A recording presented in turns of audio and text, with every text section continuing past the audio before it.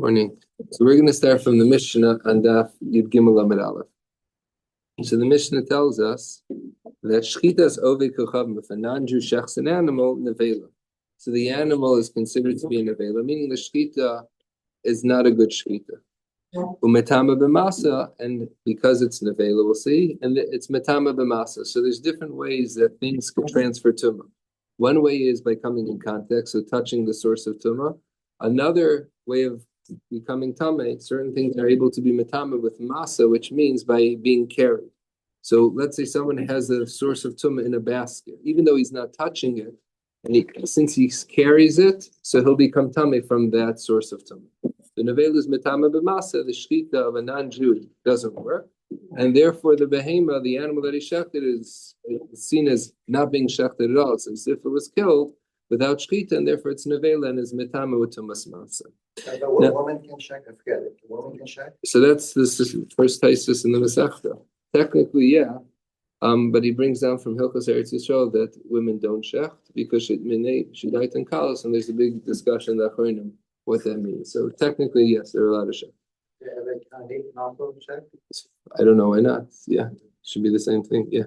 So when it comes, there's two ways it seems to learn the Mishnah. We'll mention both. We'll go through both, but when we go through the Gemara, we're only going to go through one approach. So you have the sheet of Taisvis, the Ran, and other Rishonim. The Taisvis on Daf Gimel Beis brings down that only someone who's within the parsha of Shchita is able to shech. Otherwise, that Shchita is not considered to be a Shchita. So only someone who has the mitzvah of shechting or as an Isser, an Isser to eat something which wasn't shechted is able to shecht, and the shchita works. So a non-Jew doesn't have that, doesn't have the mitzvah, doesn't have the Isser, and therefore their shchita doesn't count at all. That's one approach. That's how Taisus learns. What? No, there's Abraham. You have to kill it, but don't have to shecht it. No, but it's still killing it. Yeah. It's kind of in the parsha. Not of shchita, in the parsha of Abraham. You could shoot it, right? Yeah, stun it, whatever. Yeah. But just because he chooses to slice its neck, right? It's still a matter for him to eat the animal. True, but it's not an isser not to eat. There's no isser to eat nevela. Yeah. So that's already not enough. V'yachalta v'zavachta, I think v'zavachta v'yachalta. Only someone who's in the parsha of achila mizavachta. Only someone who has a chiyuv to shech is able to shech, has the mitzvah, has the ability to shech, to have a shchita be a shchita. That's its shchitas taisus and other rishonim as well. That's one approach. Then you have a different approach, which is the Rambam's approach, which seems that a non-Jew is able to shech. However, we're concerned that he has kavanah for avodah zarah, and therefore the shchita is going to be a problem. How does it? So we'll go through step by step. Yeah. So let's go through step by step. So now just to go one step further. So even if a Yisrael watches the shchita, it's not going to help, according to Rashi, because they just can't shech. The shchita is not a shchita. So even if a Jew watches it and he knows it was done perfectly well, there's no issues with the shchita. It's still a problem. It's not a shchita. According to the Rambam, a Jew standing there won't change the kavanah of the non-Jew who's shechting, and therefore the shchita is going to be problematic. That's what happens if they don't serve avodah zarah. So here already you get a machlokes in Shitas Rambam. Here you have a machlokes. Everyone holds it's going to be a problem, but there's a machlokes why. Everyone agrees it's a gezerah, a person who doesn't serve avodah zarah, to someone who does serve avodah zarah. The machlokes is whether that's a deraisa gezerah or a derabanan gezerah. But either way, even if they don't serve avodah zarah, it's not going to be acceptable. Oh, we'll get there. Yeah. So yeah. Since they know you really have two people who can do it, who would you use? You can't use any. It's gonna be a long night, right? Yeah. So then you have. So why is it nevela? So if you go with shitas taisvis, it makes a lot of sense. The animal wasn't shechted. If you go with the shita of the Rambam, it's a gezerah derabanan. They made it tumas nevela midarabanan because the shchita technically is okay, except for there's a concern that maybe he had a machshava for avodah zarah. A nafkamina between these two approaches, besides that nafkamina is a tumah deraisa or tumah derabanan, another nafkamina is what happens if you want to shech. We know there's an isser to shech oso vespeno biyom echad. A parent and a child animal, whatever they're called, on the same day. So let's say a cow and a calf. You can't shech them on the same day. According to Rashi, if a non-Jew shechs either the mother, the cow, or the calf, it's not a shchita. And therefore there won't be an isser of oso vespino, and the other animal could be shechted the same day. If you go with the shita the Rambam, though, it will be a problem, because technically the shchita is a shchita, but there's another issue. That's one nafkamina. Another nafkamina, this is more not as relevant, but I saw a shaila if a monkey shechs. Yeah. So is the shchita acceptable or not? So meaning you have a Jewish person, the shchita is acceptable, a non-Jew. What happens if you have, let's say, neither, something in the middle? I mean, not something in the middle, but it's not someone not a Jew. I don't mean in the middle, but something who's not a Jew, or someone who's not or something, and it's not a Jew or not a non-Jew. It's just its own category. So what is that? So they want to say it depends on Shitas Rashi and Taisus. If you hold like Shitas Rashi, you have to have a mitzvah to shech. So then a monkey doesn't have a mitzvah to shecht, or doesn't have an isser not to eat something which wasn't shechted, therefore the shechita doesn't count. But if you go that the sheet of the Rambam that you don't need a Jewish person to shecht, and a non-Jew could shecht, so then we don't see any limit. There's no chiyuv that the person or the thing that's shechting has to be in the parsha of shechita. So then, since we don't assume it serves avodah zarah, so then the shechita would be acceptable. And it's more theoretical, but that would be just to bring out the different shitas, the sheet of the Rambam. Well, so it's not about the kindness to the mother and child not losing their lives on the same day. So if a Jew shoots both, it's not a problem. It's only if he shechs them. That's what they're saying exactly. Yeah. Okay, so the Gemara now with that we're going to go through the Gemara with Shitas Taisus, and we're saying it's Rashi as well, but Shitas Taisus. That the reason why the shchita of a non-Jew doesn't work is because he's not in the parsha of shchita. So nevela in Israel, though, if a non-Jew shechs, the result the animal will be nevela, but there won't be an isra of ana on the animal. Like it'll be like any other nevela. Man Tana, who's the Tana that holds that? Amar Rabbi Abba, Amar Rabbi Yochanan, Deloka Rebbe Eliezer. This is not like Rebbe Eliezer. Dig Rebbe Eliezer, because if the Tana is Rebbe Eliezer, you're going to run into a problem. Amar Stam Machshavas Avodas Kocham LaAvodas Kochavim. He says a tremendous chiddush that if a non-Jew gives an animal to a Jewish person, and the Jewish person shechs the animal, since the owner is not Jewish, you have to assume the animal was shechted for avodah zarah. Not because the Jewish person's thinking for avodah zarah, but the thoughts of the owner of the animal count. And if the owner's thinking, I want this animal to be shechted for avodah zarah, even though the Jewish person who's shechting doesn't think that, it's still going to be seen as an offering to avodah zarah, and it will be asur b'hana, because an offering to avodah zarah is asur b'hana. And kal v'chomer, certainly then if the non-Jew shechs the animal, will be asur b'hana, which is not like our mission that says it will only be an isur of nevela. So now, there's two ways there are Rabbanan argue on this, and you could understand the sheets in two ways. Either they hold the owner of the animal's thoughts don't count, only the one who shechs, only his thoughts count. Or you could say, no, they also agree that the owner's thoughts count, but they don't think a non-Jew will be thinking, I'm shechting this, or I want this animal to be shechted to avodah zarah. The nafkamina would be if the owner of the animal says, I want this animal to be shechted for avodah zarah. According to the first approach, we don't care. According to the second approach, he'll make the animal asur b'hana. So we're 4 lines up from the bottom, or 5 lines up. Rabbi Ami Amar Hachi Ketani. Rabbi Ami adds to this, and he says you could learn something else out from the Mishnah. Shchita sovek kochab nevela.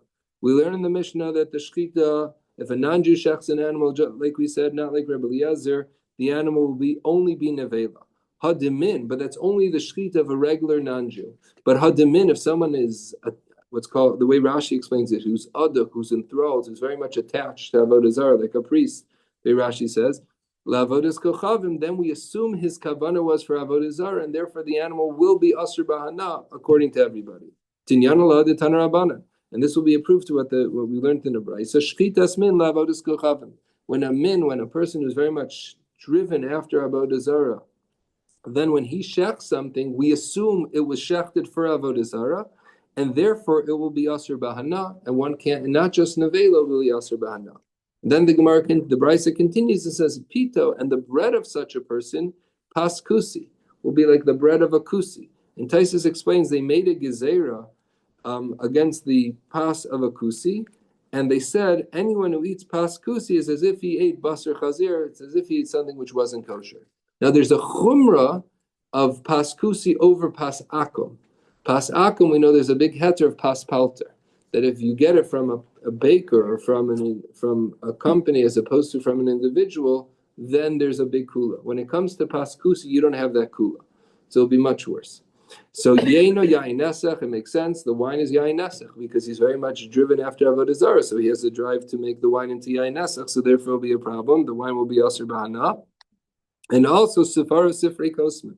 And if in the Tanakh that he writes, is like will be treated like sifrei kosman. So the Rishonim explain it's the kosman were the priests of the Baal. So when they wrote, even when they wrote Tanakh, so then it's treated they're burnt. It has Hashem's name. The Tanakh the Svarim have Hashem's name. So since we assume they're not thinking about Hashem, so either you say there's no kavanah for Hashem's name, or when they wrote Hashem's name, they had kavanah for avodah zarah. So either way, they're burnt. Lamaisa, when it comes to Svarim, let's say, of other Svarim that are written not from a min, but let's say from other whatever reform conservative, those are put into shemus. Those are geniza, those are not. Those are treated with respect. But we're speaking about someone who's other after avodah zarah. It won't have avodah zarah. It won't have avodah zarah, but they're treated with respect. What? That has the New Testament, the Old Testament, the whole thing. Said, don't burn that. You'll set off the fire alarm. The sprinkler system. Right. Exactly. What? Right, it doesn't have kedusha. Okay, yeah. It won't have kedusha. Some, I think, over there. The problem over there is you have to go through the sugya better, but they're not printing it, so the printer never has any kavanah at all. So therefore, it's slightly more complicated. Yeah. So peiros of tvalim and their fruit are considered to be tavel, meaning not the mai, which is a suffix where they took off trumas and maestros. It's worse. They certainly didn't take off trumas and maestros, and therefore the halacha is you would take off not misafik but out of certainty. V'yesham, and some add even more, but of mamzerim, that their children will be mamzerim because they aren't makbid about who their wives are with. And there seems to be that they would, and therefore their wives may have conceived from somebody else other than the husband during marriage. The Tanakama doesn't add this last one because Ishtal or Mafkar, they don't say that they are loose with their wives, but they're loyal to each other. So either way, but just what comes out from our Gemara is if a non-Jew shechs, if you know nothing about him, the way Taisvis learns, the shechita is psula. Even if you know he doesn't serve avodah zarah at all, the shechita is psula since they're not in the parsha of shechita. If they're a min, that means they're very much driven after avodah zarah, and we'll see in a second that it's not so practical nowadays. Then their shechita, then the animal is not only usher to eat, but it's also usher bahana. Now says the Gemara, Amar Mar, shechita zavikocham nevela. If you see a non-Jew shecht, the animal that he shechted is nevela. But it's mutter bahana. V'nei Hashem aminu. Why are we not concerned that maybe he's a min and he shechted it for avodah zarah? Amar Rav Nachman, Amar Rabba Baravua, ein minim be'umas avdei kochavim. There aren't any minim. The whole concept just doesn't exist. So therefore, when you see a non-Jew shecht, you know he's not a min. Says the Gemara, V'ka chazina dika. It's just not true. We see there are minim. So what does it mean? There aren't any non-Jewish minim. Rather say most non-Jews are not minim, and therefore if you see a person who you don't know if he's a min or not, you could assume he's not a min because even non-Jews aren't minim, and so therefore you don't have to be choshish that anyone you see is a min. And Taisus, someone who, like you said, someone who's aduk after avodas kochavim, who's driven, who's enthralled, it's their focus of life. But it's not Right. We're not applying it to Jews necessarily. It could be Jewish. No, I'm saying it always in the past, at least the way when I normally see a word min, the assumption was it was a Jew who did something wrong. You say we're not. It's not. That's not a mummer. We're not talking about necessarily a mummer. We're talking about someone. The way take a look at the second Rashi. A non-Jew can be a mamzer? A non-Jew could be a mamzer. I hear. Their kids are older. Yeah. Not just parents didn't have. I mean, yeah. So how do they? Yeah. So here we're speaking about in this last one. We're speaking about someone who's Jewish, right? I believe, or we're speaking about Jew or non-Jew. There it doesn't. Right. If you take a look at Rashi shchitas min di Yisrael v'kol shekein av v'kochavim. So maybe, so we're speaking about Jewish people here as well. Yeah. Any type of min. Yeah. No, but to answer his question, non-Jews cannot be by definition mamzerim. Right. No. Right. That's true, right? I mean, they have issues. It has to be a Jewish But woman they have, who's married. it is one of the 7 mitzvahs, but yeah. Gillian Rice is one of them. You're right. Yeah. So therefore. Yeah. But that status. Right. Yeah. You don't have. Okay. They can marry. So says the Gemara like this. So the Gemara says, "Savar la ema ein rav diko." Now, I'm sorry. Just so savar la. So the Gemara now adds ki had amar Rav Chia bar Abba amar Rav Yochanan nachrim shebechutz laaretz lav of the kochavim.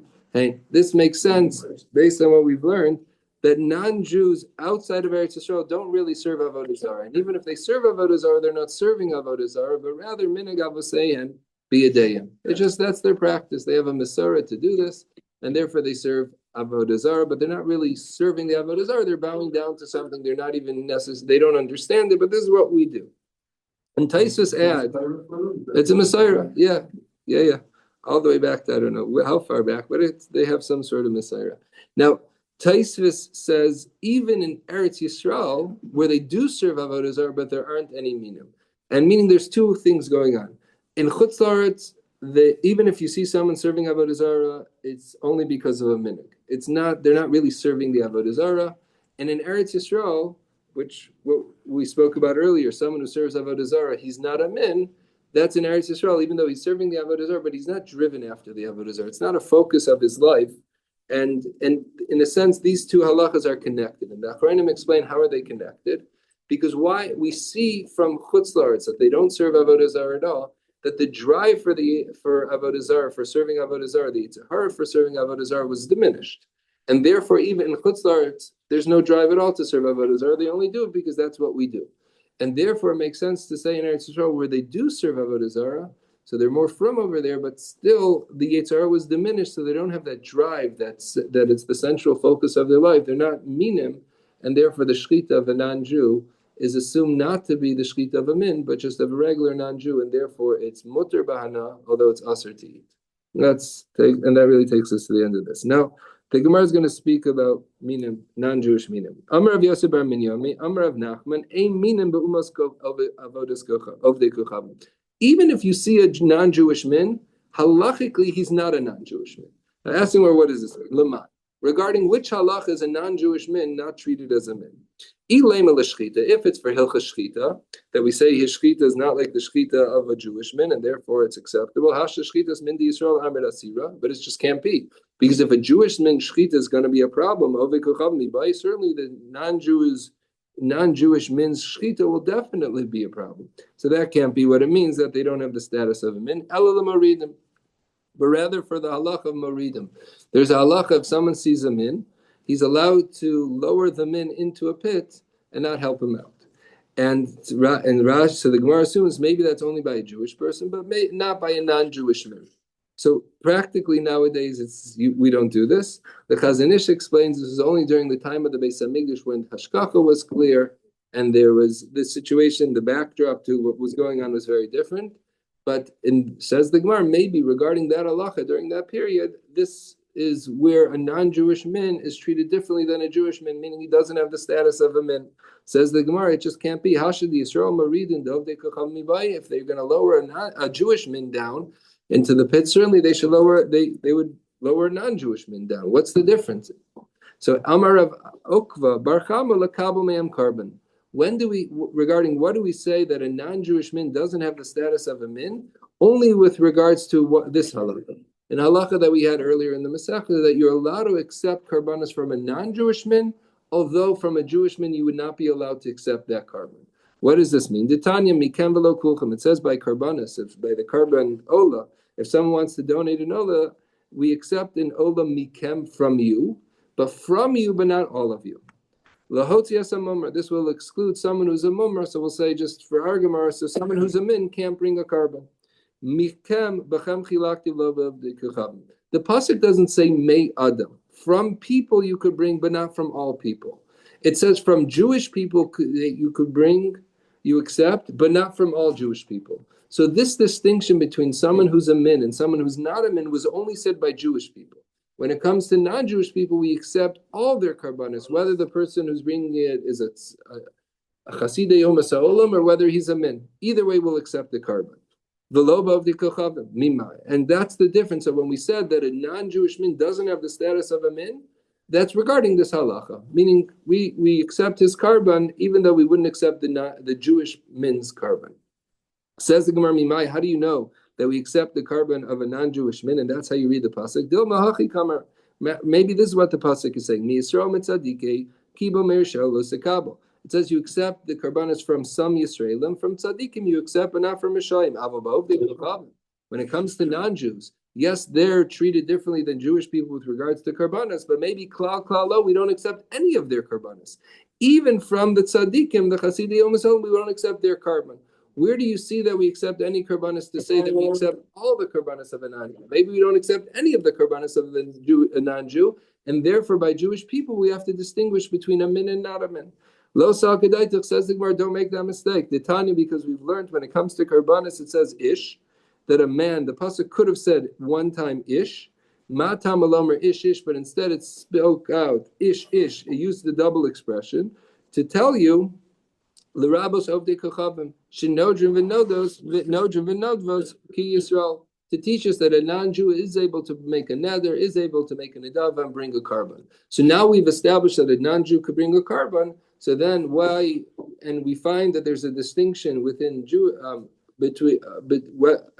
with regards to Jewish people who may or may not bring a carbon, and therefore we have to say this distinction doesn't apply to non-Jews, but every single non-Jew could bring a carbon, regardless of their attachment to Avodah Zarah. We know that already because history shows that non-Jews brought korban to the temple. Okay, So this. yeah. So we always want to find sources. Yeah, we a lot of times they know the answer. We just have to. How do we get there? Yeah.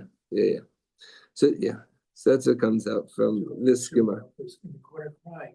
Why are you crying? I got the answer. You got the answer. Why are you crying? You don't have the question. Right. So we do see the Gemara does say that a non-Jew you see can make nidarim and nidavas. So there's a shaila in the Achrayim. Does a non-Jew have to keep his neder or nidava? So some want to say, you see from this Gemara, he has to keep his neder and nidava, because otherwise what does it mean? That they make nidarim if they don't have to keep their nidarim. Others want to say they don't have to keep nidarim. They're nidarim. So it's not one of the Shavim mitzvahs. Yeah, they don't have to. So then why do they bring a carbon? What does it mean they can make nidarim if it doesn't mean anything? So when they make a neder, what happens is the Beis HaMikdash then owns the carbon, owns the animal. So they have to bring it not because they made the neder, but because now it belongs to Kachim. Like the Gemara says, Ami Rasul Legavo, when someone says, I'm going to give this to Hashem, as if a regular person made a kinyan. So Hashem acquires it with that statement, and therefore it's owned by Hashem, by Hekdesh. Therefore they have to bring it up as a carbon, but they don't need to keep their nidarim that they make. There's no need. And they're stealing, I guess, yeah. And that's one of the Zion mitzvahs, yeah. Umetama b'masa. It says by this animal which was shechted by a non-Jew, it's metama with tumas masa. Pshita, obviously, given the nevela, he metama b'masa. All nevelas metama b'tumas masa. So what's it adding? Amar Rabba Hakikitani, zu metama b'masa, v'yesh lecha acher shi metama afilu b'ol. The Gemara is telling us this animal which was shechted by a regular non-Jew, it's metama b'tumas masa. However, there's another type of shechita which is metama with even a more severe tumah with tumas ol. That means if it's under the same roof as something else, it will be metama that thing, even if it's not carried or never comes in contact with that thing. Ve'izu, which type of shechita is metama with tumas ol? Zu takruvas avodah zarah. This is an animal which was shechted for avodah zarah. If it was shechted for avodah zarah, it has this higher level of tumah. Like Rabbi Yehuda ben Besaira taught us, and we'll see what he taught us very soon. Now, there's just an interesting levush by Chanukah. By Chanukah, we know that the part of the whole nace of Chanukah was that the Greeks went in and they were metama all the oil, and they found this small flask of oil which wasn't touched. So the picture, at least I always had, was they walked around and they were metama everything.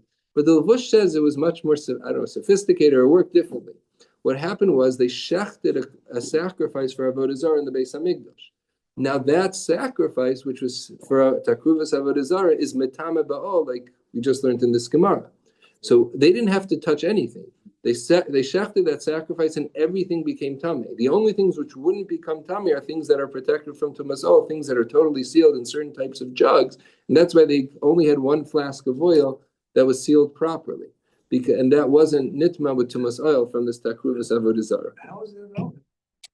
It's If and if they shechted and put it on the mizbeah, Where did where's they- the oil? where is the oil? So I mean, it could be they brought it in. There's a lot of rooms around the side. So now they schlepped it around to make No, sure- they just have to bring one piece. They walked out of the azara. They go through they walked out. Then they walked out. Yeah. The storage room. Yeah. Ika the Amri, some say a little different. Amar Rava Hachi Ketani. This is how you read the Mishnah. Zu metama b'masa v'yesh l'cha acher shi kazushi metama b'masa v'ena metama ba'ol. There's another animal when shechted is also not metama b'tumas ol, even though it's meaning there's when it said. I'll just explaining to you how Rashi says. Rashi, the way Rashi learns is. It says the shechita of a non-Jew is not metama ba'ol, and the way this version of the Gemara is learning is any shechita of a non-Jew is not metama ba'ol, whether he shechts it just because he shechted or if he shechts it for avodah zarah. Either way will not be metama ba'ol, will only be metama u'tumas masa.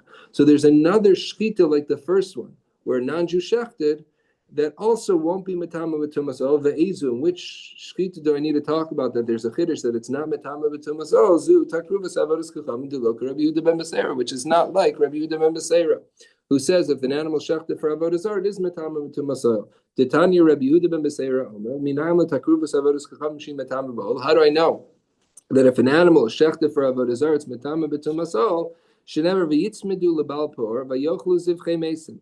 It says that the Jewish people can attach themselves to the avodah zarah, and they ate zivchei mesim, sacrifices of death, or for the dead. And now it's calling takruvas avodah zarah, sacrifice for avodah zarah, something about a sacrifice for the dead. So there's a connection between takruvas avodah zarah and death.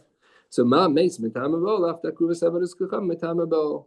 And just like a mace is metam bol, so too takruvas avodah zarah is metam bol. Now the Rabbanan argue on Rabbi Yehuda ben Beseira, and it seems like according to this version we don't go like Rabbi Yehuda ben Beseira, but the lavush still is okay, because even if you want to argue on Rabbi Yehuda ben Beseira and say that a takruvas avodah zarah is not metam b'tumas ol, that's on a deraisa level. But everyone agrees. Taisa says that takruvas avodah zarah is metam b'tumas ol, at least on a rabbinic level.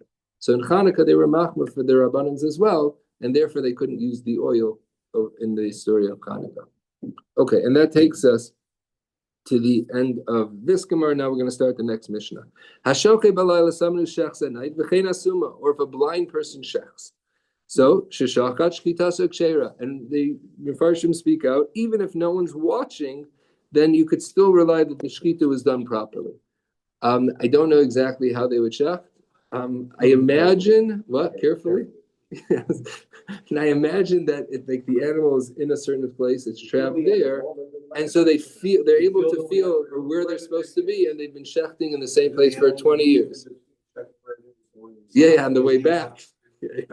Right.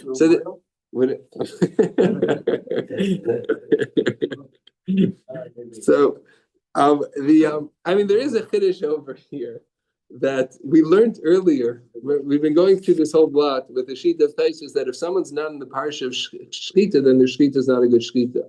There is a sugin in Kedushin that discusses whether a summa is chayiv in mitzvahs or not. So if you say a summa is not chayiv in mitzvahs, then they don't have the mitzvah of shchita, so how could the summa shech? So Rabbi Kiva Eiger proves from here that even if we say that a summa is not chayiv in mitzvahs, that's only mitzvahs essay. But with regards to mitzvahs lo saseh, they are chayiv. And therefore, they can't steal or they can't do anything because they have a mitzvah of lo saseh, and therefore they also can't eat without shchita, and therefore they are in the parsha of shchita. That's what Rabbi Kiva Eiger takes out from this Mishnah. Now the Gemara says hashochet, someone who shechs only b'diavad, meaning if someone shechs at night, it's fine b'diavad. If you can't see b'diavad, it's okay. But lechatchila lo, not lechatchila. And Rashi explains you can't shech. A person can shech at night lechatchila because he won't know if he shechted rov of the simanim. You have to shech the rov of the simanim, and he'll check the next morning, but he may forget. That doesn't matter, right? Because they're bright lights. Oh, we'll get there. So now the Rashba argues on this, and he says, no, there's a chiyuv to check right away. That's not the concern. But the concern is maybe they won't do the shechita properly because they can't really see the animal. So they won't cut, but they'll press. They'll ruin the shechita that way, and therefore it's only b'diavad. So says the Gemara Veramini, the problem is we learned liolam shochtim lechatchila bein biyom bein b'layla, night or day.